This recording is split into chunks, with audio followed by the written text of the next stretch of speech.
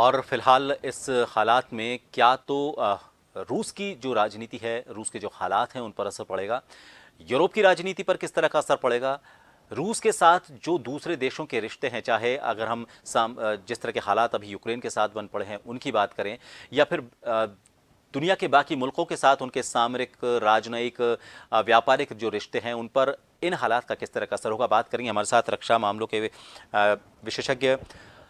Lieutenant general SPS कठेवा जी इस वक्त live जुड़े हुए हैं। कठेवा साहब, एक तरह से दोहरा युद्ध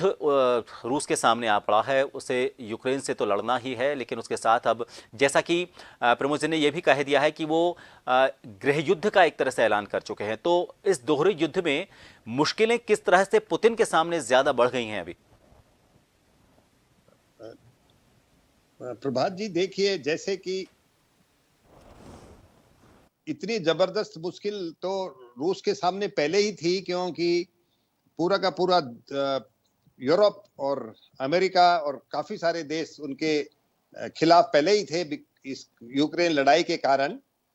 और ऊपर से ये जो आज प्रियोचिन का जो एक तरह का जो जिसको म्यूटनी बोलते हैं अंग्रेजी में, वो उनका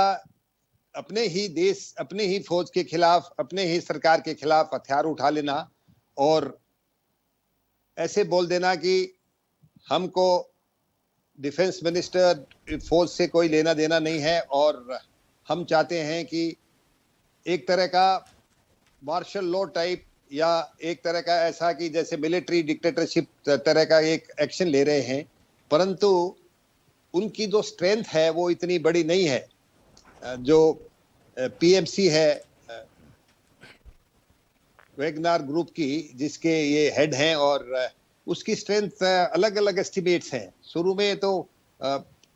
खास करके बता रहे थे कि उसके 5000 से स्टार्ट हुई थी ये, और 2014 में ये लाइमलाइट में आई है।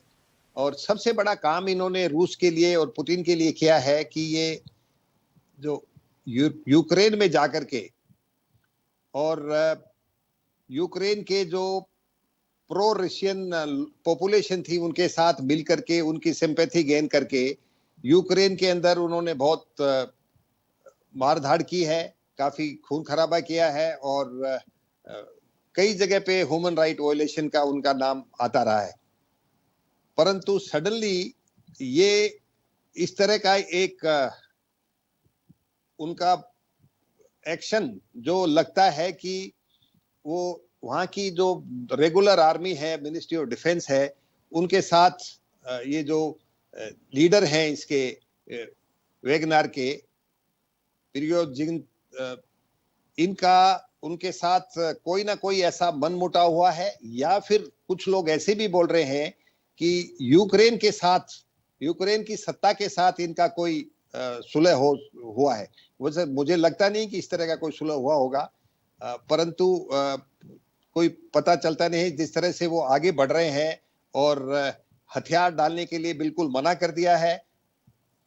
और पुतिन नेशनल टेलीविजन पे आकर के उन्होंने बोला है कि मुझे मेरे पीठ में छुरा घोंपा गया है, क्योंकि ये जो पीएमसी ग्रुप था, ये प्राइवेट मिलिट्री कंपनी का जो ग्रुप था, ये कहते हैं कि ये इसकी शय थी पुतिन को, और जो ऐसे ऐसे काम जो लॉ के साथ नहीं कराने होते, जो कानून कायदे के दायरे में नहीं आते, और उनको किसी आदमी को एलिमिनेट कराना है या किसी दूसरे लीडर को एलिमिनेट कराना है, ये सारे काम ये पीएमसी वेगनार ये ग्रुप है, ये पुतिन के लिए करता था। तो जरूर झटका लगा है रूस को। और एक तरफ की जो यूक्रेन की लड़ाई, जब यूक्रेन अभी वापस उन इलाकों को जो उन्होंने खो दिए थे उनको वो वापस हासिल कर रहे हैं, उसके साथ साथ ये इंटरनल सिक्योरिटी का एक मेजर प्रॉब्लम रूस में आ गया है। किस तरह से टर्न लेता है अगले 24-48 घंटे में, इसका आपको पूरा का पूरा हम लोगों को पता चल पाएगा। जी कटेवा जी, दो चीजें हैं, जनता का साथ क्या इस वैगनर को मिल पाए नहीं मिल पाए, एक तो ये चीज, और दूसरा चूंकि यूक्रेन के साथ जो युद्ध था, आपने जैसे बताया कि गैर कानूनी तरीके से जो भी यूक्रेन में सामरिक ऑपरेशंस किए गए, वहाँ पर चाहे प्रो रशियन लोगों को अपनी तरफ मिलाना रहा हो, या फिर जो उनके युद्ध करने का तरीका है जो किसी कानूनी दायरे में नहीं आता, कहीं ना कहीं यूक्रेन को काबू करने की दिशा में एक बहुत बड़ा रोल रहा है इस वैगनर का। अगर ऐसे में वैगनर अलग हो जाता है रशिया से, उसको साथ नहीं देता है, तो रूस पर जिस मुखरता के साथ अब तक रशिया युद्ध करता आया है, उस पर हमले करता आया है, उसमें भी तेजी कम देखने को मिलेगी। हाँ, आप बिल्कुल ठीक बोल रहे हैं प्रभात जी, क्योंकि ये एक ऐसा ग्रुप था जो नॉन कन्वेंशनल वे से क्लैंडस्टाइनली ये इस तरह के ऑपरेशंस कर रहा था, और जो प्रो रशियन पॉपुलेशन थी उनके साथ इनका मेल मिलाप था, और बिना इंटेलिजेंस के इस सब चीजों के ये सब इंफॉर्मेशन अगर नहीं मिलती है तो उससे लड़ाई आगे रशियन फोर्सेज के लिए मुश्किल हो जाती है। सबसे बड़ा कारण, इमीडिएट जो कारण लगता है कि एकदम से क्या हुआ, उसमें आजकल ये बोल रहे हैं कि वो डोनेट्स्क में, जो ईस्टर्न यूक्रेन में एक सोल्डर सिटी है जो और एक दूसरा बैकमुट सिटी है, ये दोनों इन्होंने कैप्चर किए थे रशियन फोर्सेज ने। इसका सारा श्रेय इसको पीएमसी वेगनार को जाता है,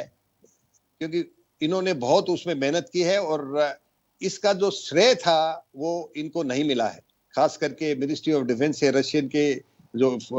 रेगुलर फोर्सेज के जो कमांडर्स हैं, उन्होंने इनको कोई उसका श्रेय नहीं दिया है, और इससे वो काफी खफा थे कि मेहनत उन्होंने बहुत की है, और जब वापिस रशियन फोर्सेज थोड़े से बैकफुट पे आए हैं, अब लगता है कि क्योंकि उनको श्रेय नहीं दिया तो उन्होंने भी इसमें ज्यादा रुचि नहीं दिखाई, और ये एक कारण हो सकता है उन दोनों के मनमुटाव का और आपस में उनका जो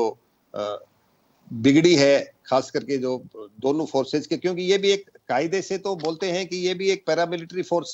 की तरह ही रेज किए हुए है, और इस तरह के पीएमसी ग्रुप और भी वहां पे हैं। और दूसरी बात प्रभात जी, जैसे कि पता चलता है इन दिनों में कि जो रशियन आर्मी के कमांड स्ट्रक्चर है, सीनियर ऑफिसर्स हैं, वहां काफी सारे अफसरों की